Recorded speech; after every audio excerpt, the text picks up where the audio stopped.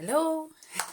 Well, the first stage of counseling is referred to as building a relationship.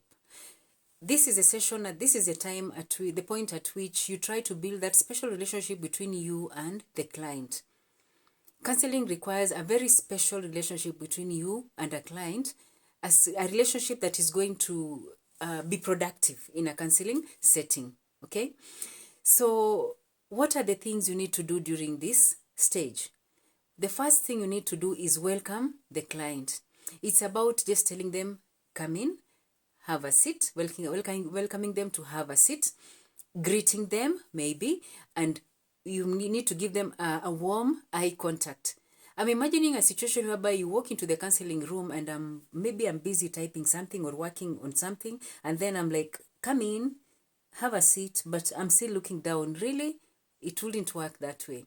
So the best thing is to stop what I'm doing and give you time. Or if I'm very busy, then I would just tell you to have a seat. Then I request you to give me 2 minutes or a minute to clear something. Then I'll finish what I'm doing, then put it aside. Then I tell you, now you have my time. So you need to welcome the client. The second thing you need to do at this point, at this stage, is to introduce yourself to the client.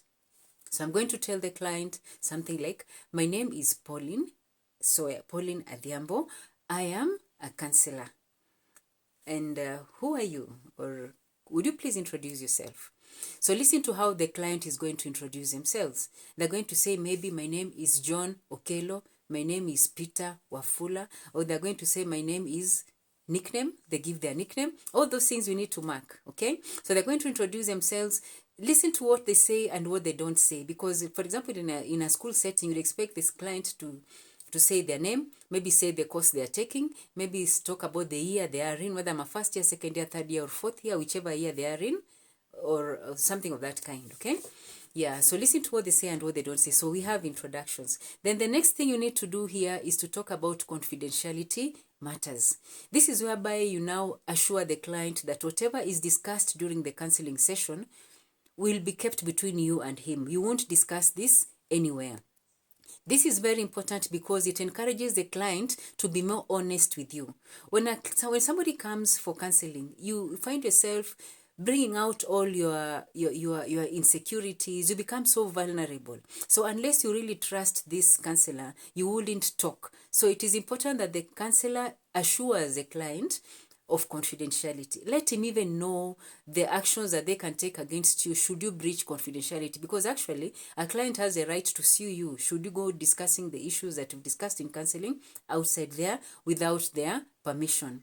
Okay, but very important again is that you need to tell the client about situations whereby, or circumstances whereby you might be forced to breach confidentiality.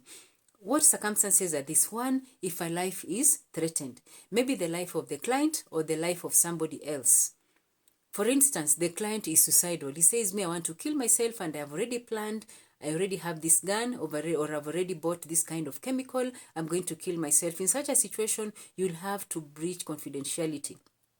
You'll have to inform his significant others or the authorities so that he's taken care of and he doesn't reach to that point before he has been stabilized emotionally. Okay. Another situation, maybe the client comes and says that I'm planning to kill so and so. I'm addicted to killing women. I'm addicted to killing kids. Okay. Yeah. So in such a situation, again, you'll have to breach confidentiality because a life is threatened. Before you stabilize a client emotionally or mentally, you'll have to breach confidentiality so that they are restrained. Another situation whereby you may be forced to breach confidentiality would be a situation whereby you, as a counselor, are required to testify in a court of law. Maybe you're required to testify in a court of law. In such a situation, you'll have to breach confidentiality. So tell the client this, give the client this information. It is at this particular point, when you're done with this session, there'll be that contract form that you're going to be signing, where the client is going to sign to indicate that they've agreed to all those terms and they're going to sign. So that makes you be safe as a counselor. Okay. Then another thing you need to do at this particular time is to discuss about the timings of the sessions. How long will the sessions be? A normal counseling session takes between 40 minutes and 1 hour.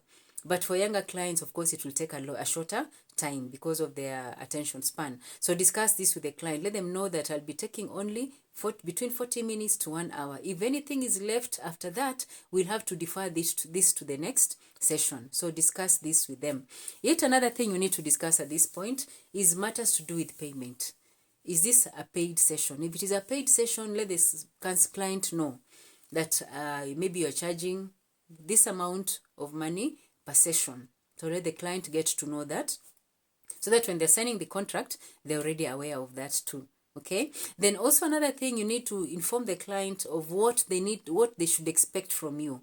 Many times client comes to counseling when they expect you, the client counselor, to give the answers, that you have solutions to their problems. But that is not the case. That's not what counseling is. Counseling is about empowering the client to come up with their own solutions to their problems. It is not right for me as a counselor to give you solutions to your problem. They should just guide you to come up with their own solutions, because I don't want you to develop dependence on me so that every time you're having an issue, you come to me. But I need to empower you so that it reaches a point where if you are to face a similar situation in future, you'll be able to deal with it on your own. Okay, so let the client understand that you're not there to give answers. No, the answers will come from them, but you'll always help them just to be able to think clearly and make the right choices. Okay. So that is what happens in that session we refer to as building a relationship. This stage is very, very important because it determines how counseling progresses. We have 7 stages of counseling. What you do in the first stage determines the progression in the other stages. If you do your structuring very well, then the counseling will continue well. Let the client know what they're getting into when they get into counseling. Okay? Yeah, so that is it for today. Ciao.